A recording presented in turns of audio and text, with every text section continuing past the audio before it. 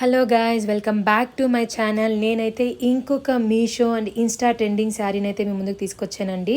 శారీ అయితే ఇలా వచ్చేస్తుంది లేస్ వర్క్ బార్డర్తో అండ్ త్రిబుల్ కలర్స్ అయితే ఉంటాయండి దీంట్లో. ఇలాగా pink, yellowish and orange light, sky blue ఇలా కలర్తో అయితే వచ్చేస్తుంది.